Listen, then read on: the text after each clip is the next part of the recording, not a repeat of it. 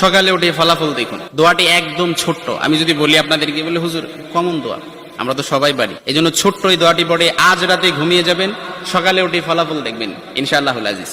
আপনি মাথা থেকে বোঝা নামিয়ে ফেললে যেরকম হালকা হয়, আপনি এরকম হালকা মনে করবেন। আপনি মনে করবেন আপনার সমস্ত গুনাহ মাফ হয়ে গেছে, এরকম একটা হালকা অনুভূতি আপনার ভেতরে কাজ করবে। খুশির জন্য মনে হয় না? এই জন্য আমরা যদি ছোট্ট এই দোয়াটি পড়ে আজ রাতেই ঘুমাতে পারি, সকালে উঠে ফলাফল দেখবো ইনশাআল্লাহুল আজিজ। আমি যদি আপনাদেরকে হাদিসের টেক্সট শোনাই, হযরত যায়েদ রাদিয়াল্লাহু তাআলা আনহু থেকে বর্ণিত, রাসূল সাল্লাল্লাহু আলাইহি সাল্লাম বলেন, হাদিসের স্পষ্ট ন্যারেশন হচ্ছে, যে ব্যক্তি রাত্রিবেলা 3 বার এই দোয়াটি পড়ে ঘুমিয়ে যাবে, সকালে উঠে আল্লাহ তাআলা তার সমস্ত গুনাহ মাফ করে দিবে। সুবহানাল্লাহ বাড়িতে যায় বললেন।